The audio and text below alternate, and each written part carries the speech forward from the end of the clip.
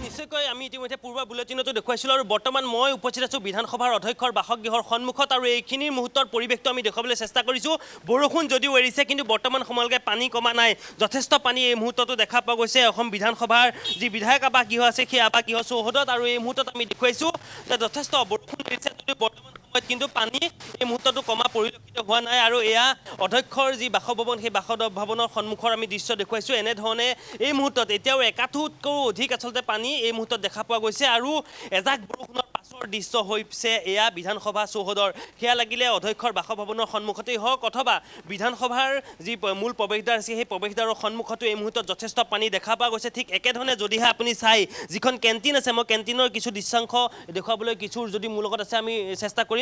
গতিকে কেণ্টিনৰ দৃশ্যও দেখুৱাইছোঁ। আমি কিছু সময় পূৰ্বে দেখুৱাইছিলোঁ যিখন হস্পিটেল আছে বিধানসভা চৌহদৰ, ভিতৰতো যথেষ্ট কিন্তু পানী সোমোৱা পৰিলক্ষিত হৈছিল। ঠিক একেধৰণে আমি যদিহে এই মুহূৰ্তত চাওঁ যে যিখন কেণ্টিন আছে বা যিটো জিম আছে সেই জিমৰ সন্মুখতো আচলতে যথেষ্ট পানী একাঠো পৰ্যন্ত পানী হোৱা পৰিলক্ষিত হৈছে। আৰু আমি কেইখনমান ইতিমধ্যে দুচকীয়া বাহন দেখুৱাইছোঁ, সেই বাহনকেইখনো যথেষ্ট পৰিমাণে এই মুহূৰ্তত প্ৰায় আধা অংশ ডুবি গৈছে আৰু দুই এখন বাহন ইতিমধ্যে বিকল হোৱাও পৰিলক্ষিত হৈছে। আমি কাৰণ সেই যি দুখন দুচকীয়া বাহন দেখিছোঁ সেই বাহনৰ গৰাকীকেইজনে কিন্তু কিছু সময় পূৰ্বৰে পৰা সেই বাহনখন ঠিক কৰিবৰ কাৰণে ইতিমধ্যে তেওঁলোকে চেষ্টা কৰিছে, হয়তো পানী সোমাই যোৱাৰ কাৰণে বিকল এই মুহূৰ্তত হ'বও পাৰে। গতিকে আমি দৃশ্য দেখুৱাই আছোঁ। এয়া এজাক বৰষুণৰ পাছতে আচলতে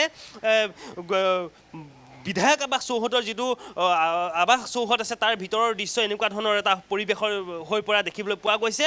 আৰু যি সময়ত আচলতে কথা কোৱা হয় যে উন্নয়ন বা গুৱাহাটীত কৃত্ৰিম মানে কেনেকুৱা ধৰণৰ এটা ভয়াৱহতা সৃষ্টি কৰে সেয়া সৰ্বজন বিদিত হৈ ইতিমধ্যে পৰিছে। অকল বিধায়ক আৱাস চৌহদেই নহয়, আচলতে দেখা আপুনি যদিহে চাই গুৱাহাটীৰ বিভিন্ন প্ৰান্ত এতিয়া এনেধৰণে এজাক বৰষুণৰ পাছতেই ডুবি যোৱা বা পৰিলক্ষিত হৈছে বা গুৱাহাটী মহানগৰীৰ যি অভিজাত্য সেই অভিজাত্য এজাক বৰষুণে এই মুহূৰ্তত উটুৱাই লৈ যোৱাৰ দৰে এটা পৰিৱেশৰ সৃষ্টি হৈছে।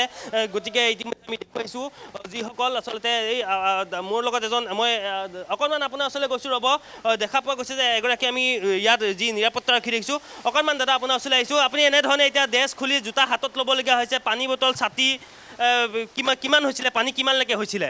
হৈছিলে বহুতখিনি হৈছে পানী, এতিয়া অলপ কমিছে আগতকৈ। আপুনি এতিয়া ডিউটিৰ পৰা আহিছেনে নে ডিউটিলৈ আহিছে? ডিউটিৰ পৰা আহিছোঁ মই। জোতা খুলি এতিয়া আপুনি ক'ত থাকে কেনেকৈ এনেকৈ যাবলগীয়া? নাই এই CM কলনীত যাব। জোতা হাতত ল'বলগীয়া হৈছে, ভৰি আহিবলৈ অসুবিধা না। কিমান একাঠোতকৈও পানী বেছি হৈ গৈছিলে? বেছি হৈ গৈছিলে। গাড়ী বা যান বাহন আপুনি যিহেতু ইয়াত নিৰাপত্তাৰ দায়িত্ব থাকে কিন্তু কেইবাখনো বাহন যান বাহন বিকল হোৱা আমি ইতিমধ্যে দেখিছোঁ পানী সোমাই। নাই সেইটো হয়, কিন্তু মানুহ বাধা কৰিছে, আমি গেটতে বাধা কৰিছে এইপিনে পানী যাব নোৱাৰিব, মানুহবিলাক আহি থাকে এইপিনে চিধা। আমি গেটতে বন্ধ কৰিছোঁ। গাড়ী বন্ধ কৰিছিলে কিন্তু মানুহবিলাকে মানে স্কুটি বাইকবিলাক নামানে। আমাৰ ডিউটিৰ মানুহ আহি থাকিব লগা হৈছে না, সেইটো কাৰণে অসুবিধা হৈ গৈছে। কিমান দিনৰ মূৰত এনেধৰণে পানী দেখিছে? এইবাৰ আমি প্ৰথম দেখিছোঁ। আৰু এটা কথা সুধিছোঁ, বিধায়ক চৌহদতে এনেকুৱা এটা পৰিৱেশৰ সৃষ্টি হৈছে, তেতিয়াহ'লে বাকী গুৱাহাটীৰ পৰিৱেশক লৈ আপুনি আচলতে কি ক'ব বিচাৰিব? নাই এইটো আৰু কি ক'ম আমি, এইটো ক'বলৈ উপায় নাই। ঠিক আছে, সকলো কৈ দিছে।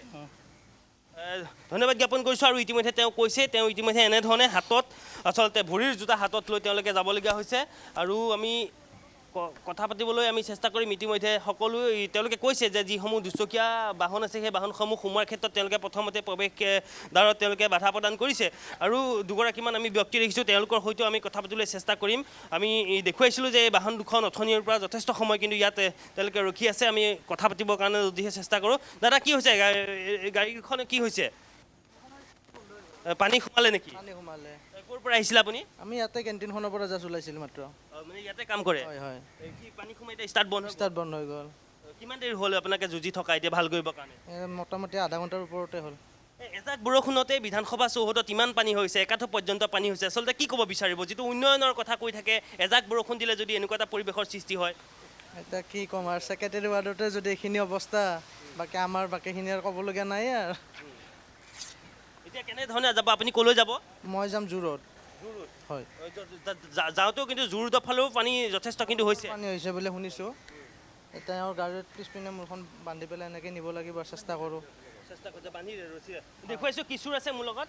তেওঁলোকে এনেধৰণে এই আগৰ যিখন বাইক আছে সেই বাইকখনত স্কুটিখন তেওঁলোকে বান্ধিবৰ কাৰণে চেষ্টা কৰিছে আৰু এনেধৰণে তেওঁলোকে টানি নিয়াৰ কাৰণে চেষ্টা চলাব বুলি কৈছে আচলতে যদিহে আপুনি চাই মই কৈছোঁ যে এজাক বৰষুণ আৰু এজাক বৰষুণৰ পাছতেই গুৱাহাটীৰ যিটো আভিজাত্য সেয়া উঠি গৈছে আৰু বিধানসভাৰ বিধায়ক আৱাস চৌহদৰ যিটো দৃশ্য সেই দৃশ্য দেখুৱাইছোঁ এনেধৰণে তেওঁলোকে যিখন স্কুটি বিকল হৈ পৰিছে সেই স্কুটিখন মই হয় ধ্ৰুৱ এই মুহূৰ্তত আপোনাক আমি ধন্যবাদ জ্ঞাপন কৰিছোঁ আৰু সেই আছিল এমএলএ হোষ্টেলৰ পৰিৱেশ এমএলএ হোষ্টেলতো একাঠু পৰ্যন্ত পানীৰ আনকি সৃষ্টি হোৱা দেখিবলৈ পোৱা গৈছে